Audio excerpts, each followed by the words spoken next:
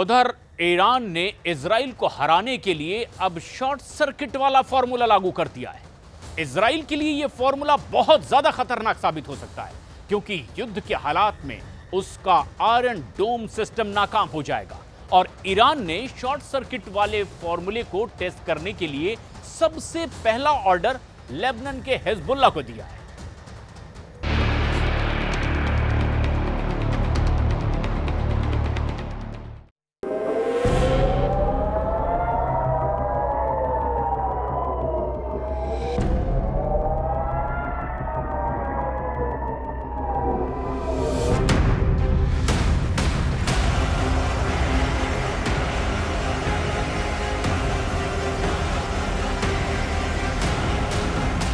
ये 4 अगस्त का वीडियो है। सुबह भी नहीं हुई थी और लेबनान इजराइल बॉर्डर पर रॉकेट हमले शुरू हो गए। ये रॉकेट हिजबुल्लाह दाग रहा था और अब इन्हें रोकना इजराइल के लिए बहुत बड़ा सिरदर्द बन गया है। नेतन्याहू कह चुके हैं कि हिजबुल्लाह जितने रॉकेट दागेगा इजराइल उतने रॉकेट मार गिराएगा।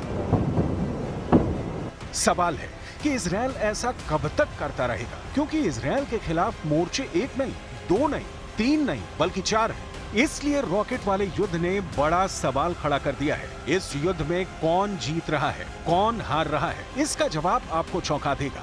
1, 2, 3, 4 गिनते रहिए, आपको 5, 10 नहीं बल्कि पूरे 16 रॉकेट शिकार करते हुए आयरन डोम मिल जाएगा। जी हाँ, इस हमले में हिजबुल्लाह के 16 रॉकेट इजराइल ने मार गिराए।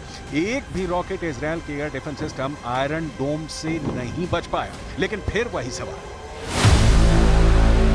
रॉकेट हमले कब तक रोकता रहेगा इजराइल? क्या ईरान ने इजराइल को चकरघिन्नी युद्ध में फंसा दिया है? क्या ईरान ने इजराइल की एयर डिफेंस बैटरी फेल करने की तैयारी कर ली है? क्या इजराइल के खिलाफ ये ईरान का शॉर्ट सर्किट प्लान है? מדינת ישראל נמצאת במלחמה רב-זירתית נגד ציר הרשע של איראן. אנחנו מכים בעוצמה בכל אחד מזרועותיו. אנחנו ערוכים לכל תרחיש, הן בהגנה והן בהתקפה. ואני חוזר ואומר לאויבינו, נגיד ונגבה מחיר כבד על כל מעשה תוקפנות נגדנו, מכל זירה שהיא.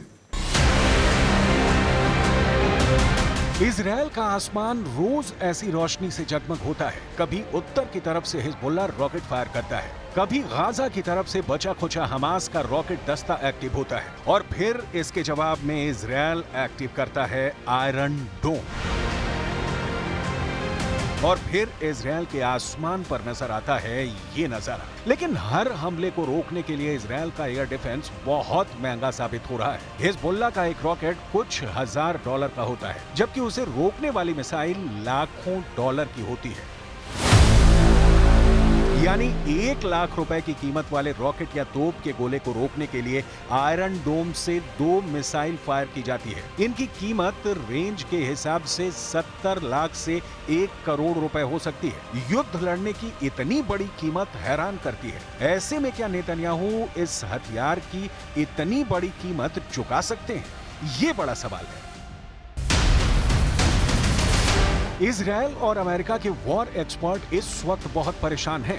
इजराइल का वॉर रूम सवाल पूछ रहा है कि वो कब तक आयरन डोम की मिसाइल फायर करते रहेंगे। एक मामूली रॉकेट को रोकने के लिए लाखों डॉलर की मिसाइल फायर की जा रही है। ये कब तक चलेगा? ऐसे में इजराइल का आयरन डोम वाला गोदाम खाली हो जाएगा।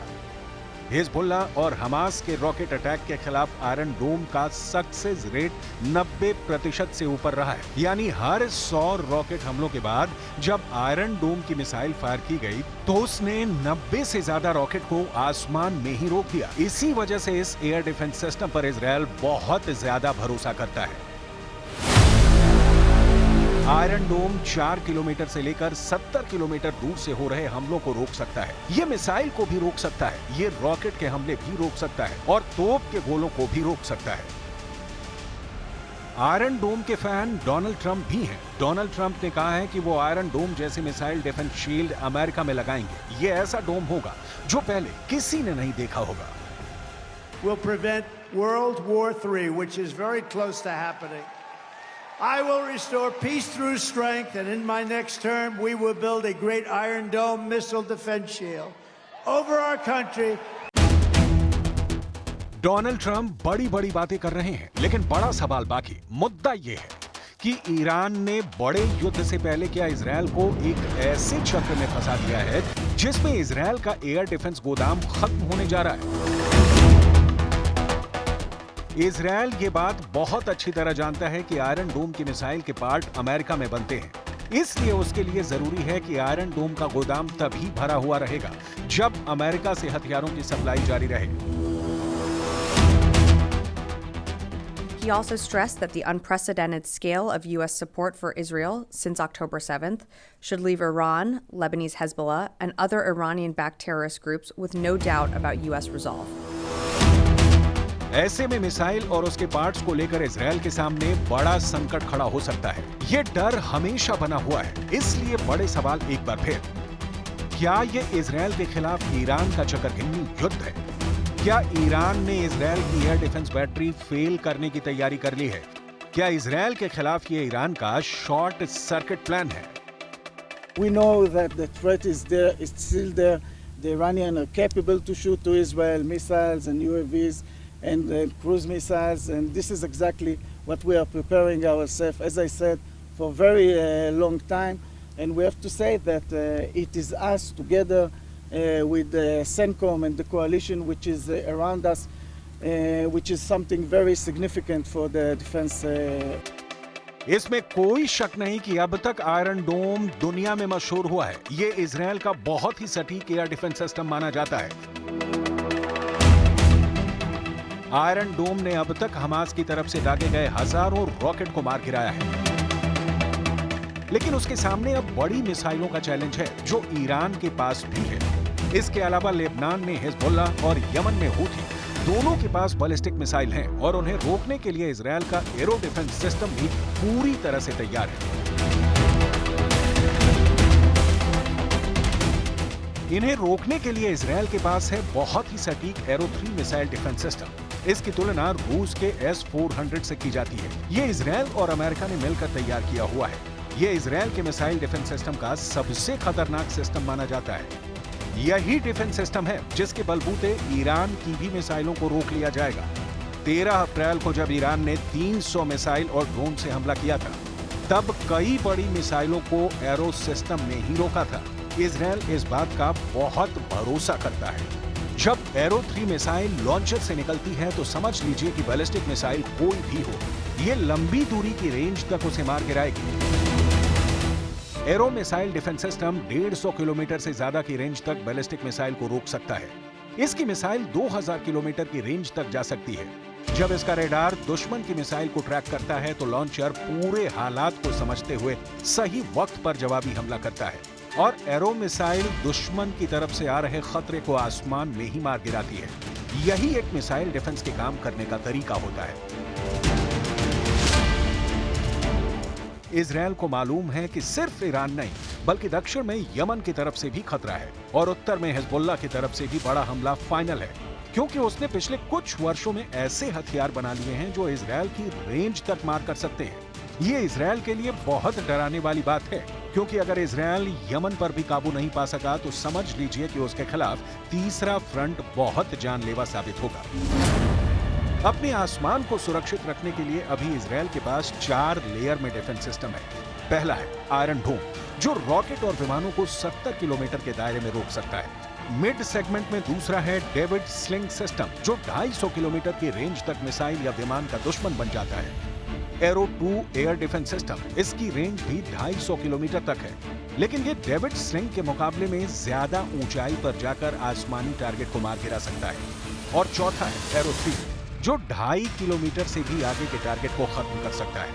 और अब यही इजरायल का सबसे बड़ा बैलिस्टिक मिसाइल को मार गिराने वाली गारंटी बन चुका है। इन चारों डिफेंस सिस्टम के साथ अब इजरायल की सेना को चौतरफा नजर रखनी होगी, क्योंकि हमला कहां से होगा ये नेतन्याहू के बड़े बड़े कमांडर भी नहीं जानते।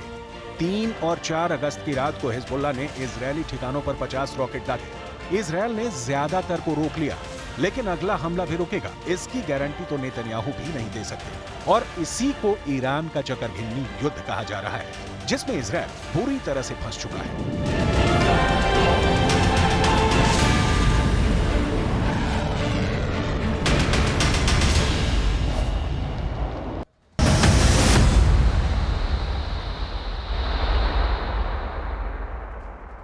ईरान बहुत बुरा फंसा हुआ है।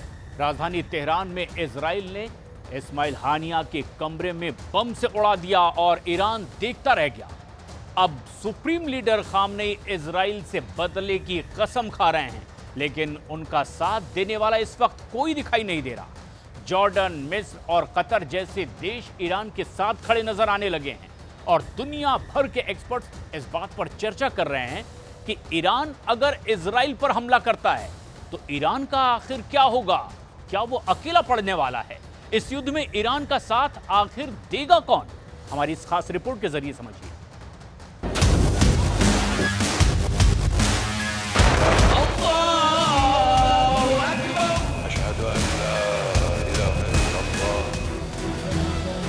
जहां तक नजर जाती है लोग ही लोग उमड़े हैं। सिरों की गिनती करनी मुश्किल है। कतर के किसी नेता की मौत का मातम नहीं है। हमास के पॉलिटिकल चीफ इस्माइल हानिया के मातम पुरसी का वक्त है। ईरान में भी ऐसी ही तस्वीरें दिखी।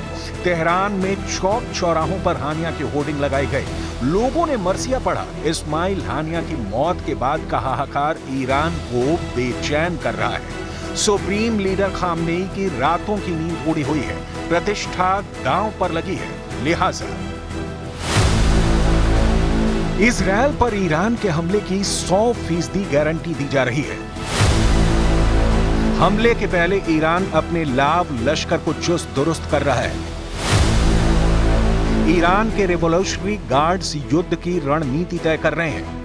في كل المنطقة كذلك الأمر تجاه اليمن، وبالتالي لا توجد عمليا أي آفاق لاستمرار التهدئة والسعي من أجل الصفقة إلا في إطار حل أشمل على ما يبدو لقضايا المنطقة. وهنا يظهر أن المنحى سيأخذ مزيد من التصاعد أو التصعيد حتى يكون هناك معالجة إقليمية شاملة. ईरान का पक्का इरादा है, लेकिन इजरायल पर हमला ईरान करता है तो पक्का इजरायल का ही नुकसान होगा। ये बहुत कच्चा है। ऐसा कहने के कई कारण हैं। एक एक कर इन कारणों की डिटेल दिखाएंगे, क्योंकि कहा जा रहा है कि अब की बार इजरायल के साथ अकेला ही लड़ेगा। दूसरे शब्दों में कहें तो इस बार ईरान को अकेला ही लड़ना पड़ेगा। तो सबसे पहले तो सवाल यही कि ईरान मुस्लिम देशों का खुद को नेता मानता है और मुस्लिम देश अमूमन माना जाता है कि इजरायल के अस्तित्व के खिलाफ है। फिर ईरान को दूसरे मुस्लिम देशों का साथ क्यों नहीं मिलेगा? इसके भी कई कारण हैं, जिसकी डिटेल देखने के बाद क्लियर हो जाएगा कि ईरान को इजरायल से अकेला ही टकराना होगा। इसे समझने के लिए आपको ईरान और इजरायल का भूगोल समझना होगा। ईरान और इजरायल की सीमा एक दूसरे देश से नहीं मिलती। दोनों देश एक दूसरे से काफी दूर हैं। ईरान से इजरायल की दूरी 1800 किलोमीटर है। ईरान अगर इजरायल के ठिकानों को निशाना बनाना चाहता है तो कम से कम 1500 किलोमीटर की हवाई दूरी तय करनी होगी।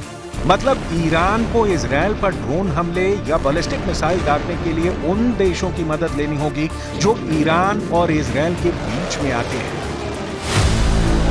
जैसे मैप देखिए कि अगर ईरान कोई युद्धक हथियार फायर करता है तो उसे दो देशों इराक और जॉर्डन से गुजरना ही होगा। ईरान फाइटर प्लेन से भी बम गिराने इजरायल जाना चाहता है तो इराक और जॉर्डन बीच में आएंगे। अब सवाल यह है कि क्या इराक और जॉर्डन इजरायल के खिलाफ ईरान के युद्ध में उसका साथ देंगे? इसी साल अप्रैल में इजरायली अटैक में जब ईरान रिवॉल्यूशनरी गार्ड्स के 2 कमांडरों की मौत हुई थी, तब ईरान ने इजरायल पर करीब 300 ड्रोन बरसाए थे। लेकिन ये बहुत ध्यान देने वाली बात है, तब इराक ने अपनी हवाई सीमा को बंद कर दिया था। यानी इनकी हवाई सीमा से होकर लड़ाकू विमान उड़ान नहीं भर सकते थे। जॉर्डन ने भी अपने यहाँ एयर डिफेंस सिस्टम को अलर्ट किया था और इस बार तो जॉर्डन ने खुल्लम खुल्ला ऐलान किया है। जॉर्डन के विदेश मंत्री सफादी को सुनिए। हमें अपनी सीमाओं पर हमेशा सतर्क रहना है। किसी को भी जॉर्डन को युद्ध क्षेत्र में बदलने की अनुमति नहीं दी जाएगी। हमारी प्राथमिकता जॉर्डन और जॉर्डन के लोगों की रक्षा करनी है। जॉर्डन अपने हवाई क्षेत्र का उल्लंघन करने की कोशिश करने वाले किसी भी ताकत का सामना करेगा। वॉल स्ट्रीट जर्नल ने अप्रैल में ईरानी हमले को रोकने में अमेरिकी नेतृत्व वाले वायु रक्षा गठबंधन की भागीदारी का खुलासा किया था। रिपोर्ट में बताया गया था कि कैसे अरब देशों ने ईरान के रडार डेटा पर खुफिया जानकारी साझा की। जॉर्डन ने अमेरिका और अन्य सहयोगी लड़ाकू विमानों के लिए अपने हवाई क्षेत्र के उपयोग की अनुमति दी और ड्रोन और मिसाइलों को रोकने में सहायता की।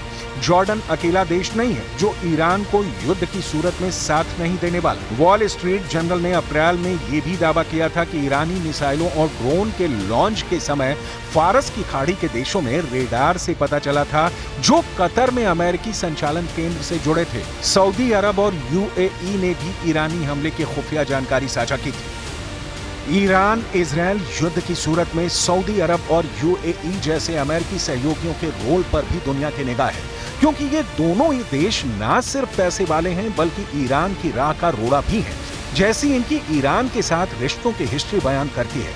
अब आते हैं एक और बहुत महत्वपूर्ण देश की ओर जो इजराइल की सीमा से लगा है और इतिहास में इजराइल इस देश को युद्ध में शिकस्त भी दे चुका है। नाम है मिस्र।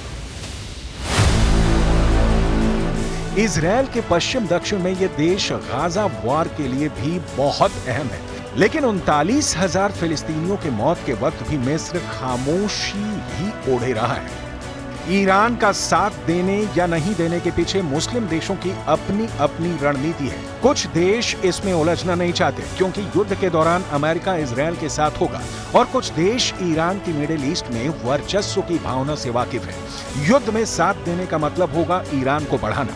लिहाजा मुस्लिम देश युद्ध के बाद भले ही फैसले लें कि किधर का होना है, लेकिन अभी ईरान अकेला खड़ा दिख रहा है। सवाल है फिर ईरान के साथ कौन है? तो ये बहुत क्लियर है, इसमें 2 नहीं बल्कि 4 देशों के नाम कोई भी आसानी से गिना सकता है। पहला है लेबनान, जो कि ईरान की तरह ही शिया बहुल देश है। यहाँ ईरान के रिवॉल्यूशनरी गार्ड्स भी तैनात हैं और हिजबुल्लाह इजराइल का जानी दुश्मन है, तो लेबनान का ईरान का साथ देना पक्का है। दूसरा देश है यमन, जहां के हूथी विद्रोहियों को ईरान का संरक्षण हासिल है और लाल सागर की ओर से हूथी लगातार इजराइल को निशाना भी बनाते रहे हैं। तीसरा देश है सीरिया। सीरिया इस वक्त भी युद्ध के दौर से गुजर रहा है और इजराइल सीरिया को निशाना बनाता रहा है। कहा जा रहा है कि ईरान का वॉर प्लान है कि सीरिया की जमीन से ही इजराइल पर ड्रोन अटैक किया जाए ताकि ऐसा लगे कि हमले इराक में मौजूद ईरान समर्थित मिलिशिया कर रहा है। التحية لكل أحبتنا من كل فصائل المقاومة في فلسطين إلى أي انتماء إلى أي جهة، وهم اليوم وحدة متراصة في هذا العمل المقاوم. نقول لهؤلاء الأمة معكم.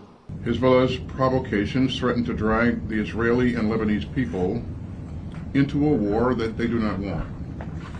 And such a war would be a catastrophe for Lebanon, and it would be devastating for innocent Israeli and Lebanese civilians.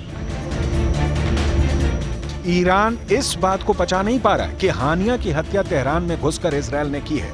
कहा जा रहा है कि अगर अमेरिका इजराइल पर हमले के दौरान डायरेक्ट एंट्री नहीं करता तो उसके ठिकानों को निशाना नहीं बनाया जाएगा, लेकिन युद्ध के वक्त अमेरिका खामोश रहे ये हो पाना मुश्किल है। बल्कि नेतन्याहू तो यही चाहते हैं कि किसी तरह अमेरिका युद्ध में कूदे और ये युद्ध ईरान बनाम अमेरिका हो। ईरान को इस सूरत में 2 और देश हैं जिनका साथ मिल सकता है, हालांकि इसकी गारंटी भी नहीं है। इन दोनों देशों के नाम हैं तुर्की और रूस। तुर्की के राष्ट्रपति एर्दोआन दूसरे मुस्लिम देशों की तरह इजराइल से दुश्मनी पालते हैं। इसी हफ्ते एर्दोआन ने सीधा इजराइल को घर में घुसकर मारने की धमकी दी। sanayinde bizim ithalat ihracatımız neydi? Nereye geldik?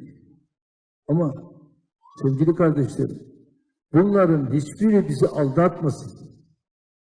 Biz çok güçlü olmalıyız ki bu İsrail Filistin'e bu akara makarayı yapamasın.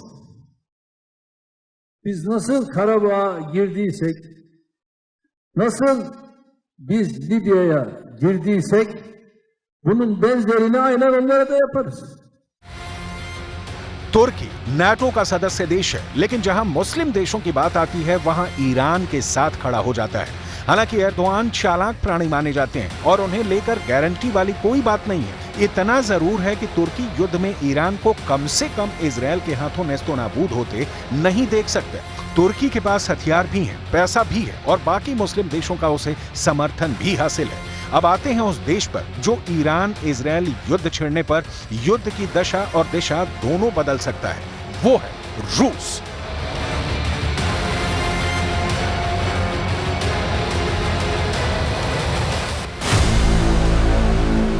युद्ध भड़कता है तो रूसी राष्ट्रपति पुतिन के पास ईरान को रिटर्न गिफ्ट देने का मौका होगा। यूक्रेन युद्ध में ईरान ने रूस को कामिकाज़े ड्रोन का जो गिफ्ट दिया है, उसने यूक्रेन को बहुत बर्बाद किया है। बदले में यह डील हुई थी कि रूस ईरान को मिसाइलों की सौगात देगा। इस सौगात का युद्ध से बढ़िया समय क्या होगा? חיזבאללה, בגיבוי איראן, שיגרה הנה טיל איראני שגדע את חייהם של 12 נשמות טהורות, 12 ילדים וילדות ששיחקו כאן כדורגל ולא הצליחו להגיע, לצערנו, למיגונית. रूस और अमेरिका के बीच का विवाद तो पिछली सदी से ही जारी है। यूक्रेन युद्ध के बाद उपजे हालात में ईरान के साथ खड़ा होकर रूस डायरेक्ट मैसेज देना चाहेगा।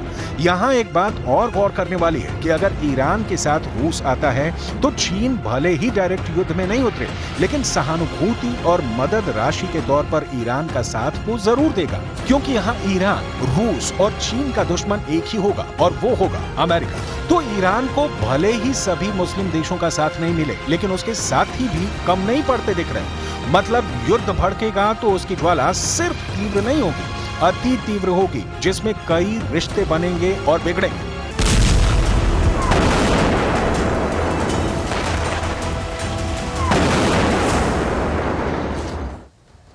अगले 72 घंटे बहुत इंपॉर्टेंट हैं, क्योंकि ईरान के पास मिसाइलों का इतना बड़ा जखीरा है कि अब इजराइल को उसकी इसी ताकत से घबराहट हो रही है। और इस वक्त इजराइल के 10 शहरों और 10 मिलिट्री अड्डों पर रेड अलर्ट जारी कर दिया गया है। नेतन्याहू वॉर रूम में उन्हें बताया गया है कि 24 घंटे के अंदर ही ईरान हमले की शुरुआत भी कर सकता है।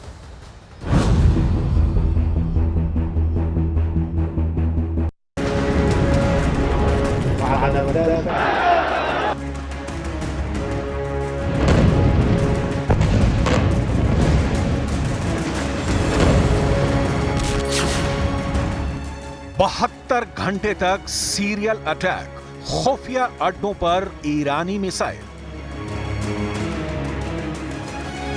ईरान ने अपने सभी बंकरों के दरवाजे खोल दिए हैं। Supreme leader ayatollah Ali Khamenei ने ईरानी टॉप कमांडरों के साथ हुई मीटिंग में साफ कर दिया है कि इस बार इजरायल पर ऐसा सीरियल अटैक करो कि इजरायल की आने वाली 7 पुश्तें याद रखें। जबरदस्त मिसाइल पावर, खौफनाक आत्मघाती ड्रोन और लंबी दूरी तक मार करने वाले रॉकेट ईरान को वो ताकत और कुव्वत देते हैं जो लगभग 2000 किलोमीटर दूर इजरायल पर खूनी हमला कर सके। टाइम्स ऑफ इजरायल ने खुफिया हवाले से जो खबर छापी है वो रोंगटे खड़ी कर देने वाली है। जरा देखिए क्या है ईरान का ऑपरेशन 72 घंटे। 5 अगस्त को हमला, इजरायल से खूनी बदला। अमेरिकी मीडिया हाउस एक्सियोस ने दावा किया है कि अमेरिका और इजरायल के अधिकारियों के मुताबिक ईरान इजरायल पर सोमवार यानी 5 अगस्त को हमला कर सकता है। दावा किया गया है कि ईरान हमले के लिए लेबनान, सीरिया, इराक या फिर यमन की जमीन का इस्तेमाल कर सकता है। इसे देखते हुए इजरायल, अमेरिका और उसके खास सहयोगियों की टेंशन बढ़ी हुई है। खबर तो यह भी है कि ईरान ने 13 अप्रैल 2024 को जिस तरह से इजरायल पर बड़ा हवाई हमला किया था, ठीक उसी तरह से इस बार भी ईरान हमला करेगा। लेकिन इस बार मिसाइल, रॉकेट और ड्रोन की संख्या बहुत ज्यादा होगी। कुछ दावों में बताया गया है कि ईरान एक साथ 2000 मिसाइलें, 500 ड्रोन और 1000 लंबी दूरी के रॉकेट से हमला कर सकता है। दावे ये भी हैं कि इजरायल के अंदरूनी इलाकों जैसे तेल अवीव और हाइफा सैन्य ठिकानों पर हमला किए जाएंगे। इसके अलावा ईरान के सुप्रीम लीडर अली खामनेई ने इजरायल के उन सैन्य अफसरों को जान से मारने का आदेश दिया है जो हानिया की हत्या में शामिल हैं। इस बार का हमला बड़ा खतरनाक होगा, जिसे इंटरसेप्ट करना भी मुश्किल होगा। रिपोर्ट के मुताबिक इस बार ईरान 72 घंटे तक अलग अलग तरह से इजरायल पर हमला करने का प्लान बना चुका है।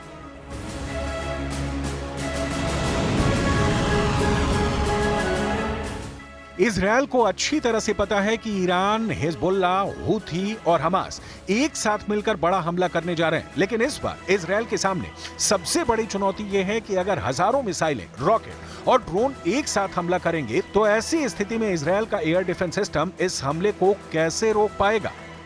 खास तौर से इजरायल का आयरन डोम सिस्टम इतने बड़े सीरियल अटैक का सामना कैसे करेगा। सबसे हैरान करने वाली बात तो यह है कि पिछले 36 घंटे से हिजबुल्लाह उत्तरी इजरायल के अलग अलग इलाकों पर रॉकेट हमले कर रहा है, जिसमें ईरान से मिले कत्यूशा रॉकेट भी शामिल है।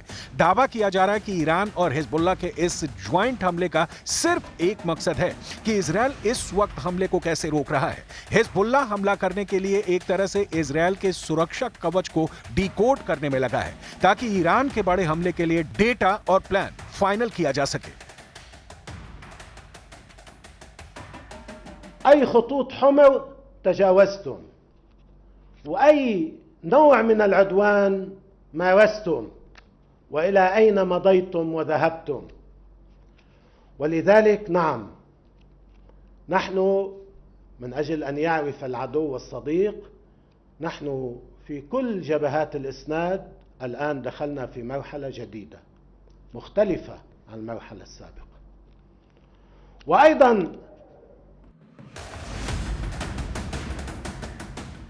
टाइम्स ऑफ इजरायल की रिपोर्ट के मुताबिक ईरान जवाबी हमले के तौर पर सीरिया से इजरायल पर ड्रोन और मिसाइल लॉन्च करने की योजना बना चुका है।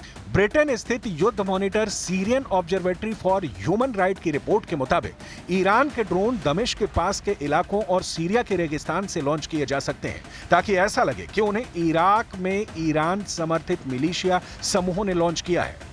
रिपोर्ट के अनुसार अमेरिका की ओर से कोई कार्रवाई ना होने तक सिर्फ इजरायल को निशाना बनाया जाएगा। अमेरिकी सैन्य ठिकानों को निशाना नहीं बनाया जाएगा।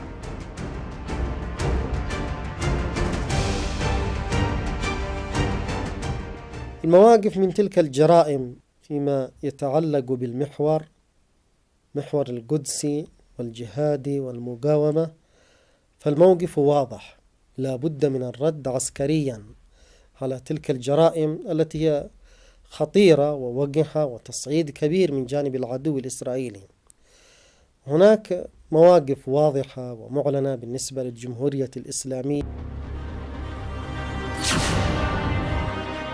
तेहरान टू तेल अवीव, विश्व युद्ध शुरू। इधर इजरायली वायुसेना ने जबरदस्त तैयारियां शुरू कर दी हैं। दावा किया जा रहा है कि F-16, F-35 लड़ाकू विमानों को घातक मिसाइलों से लैस कर दिया गया है। मोसाद और शिन बेत जैसी खुफिया एजेंसियों ने तेहरान से लेकर दमिश्क तक अपना खुफिया नेटवर्क एक्टिव कर दिया है। IDF के टॉप कमांडर के मुताबिक ईरान के हमले से निपटने की तैयारी में इजरायल की मदद के लिए अमेरिकी सेंट्रल कमांड फोर्स के चीफ जनरल माइकल कुरेला तेल अवीव पहुंच गए हैं। वहीं खतरे को देखते हुए अमेरिका में मिडिल ईस्ट में अपने हथियारों की तैनाती बढ़ा दी है।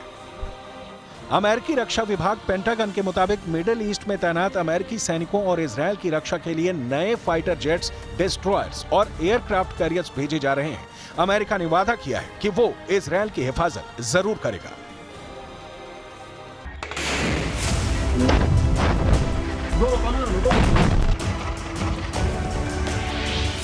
इजरायल ने हमास चीफ हानिया को मारकर एक तीर से 4 निशाने लगाए हैं। हमास, हिजबुल्लाह, हूथी और ईरान, इन चारों को इजरायल ने एक साथ चैलेंज किया है। कुछ जानकारों का दावा है कि इजरायल चाहता है कि लगभग 10 महीने की गाजा जंग में जिस तरह से हमास का लगभग सफाया किया गया है, ठीक उसी तरह से ईरान, यमन, सीरिया, लेबनान में मौजूद बाकी दुश्मनों को भी ठिकाने लगाया जा सके, क्योंकि इजरायल जानता है कि दोबारा से अपने दुश्मनों के खिलाफ इतनी बड़ी जंग शुरू करना जरा भी आसान नहीं होगा। इसलिए इजरायल ने 30 जुलाई को हिजबुल्लाह के नंबर 2 कमांडर फौद शुकर को बेरूत में मारा। वहीं 31 जुलाई को ईरान की राजधानी तेहरान में हमास चीफ हानिया को मिसाइल हमले में मारा। इधर हमास पॉलिटिकल विंग के चीफ इस्माइल हानिया की हत्या का बदला लेने के लिए ईरान उतावला है। अब ईरान के सुप्रीम लीडर ने IRGC और ईरान आर्मी को ऑर्डर दिया है कि वो बदले की तैयारी करें। न्यूयॉर्क टाइम्स के मुताबिक ईरान के सुप्रीम लीडर अली खामनेई ने इजरायल पर सीधे अटैक करने का आदेश जारी किया है। सुप्रीम लीडर ने हानिया की मौत के बाद ही कहा था कि इजरायल को हमारे मेहमान को मारने की कीमत चुकानी होगी। हत्या के बाद सुप्रीम लीडर के घर ईरान के टॉप अधिकारियों की बैठक हुई। माना जा रहा है कि इसी बैठक में बदला लेने का फैसला लिया गया। ताजा खबरों से लग रहा है कि ईरान इजरायल पर एक बड़ा हमला कर सकता है।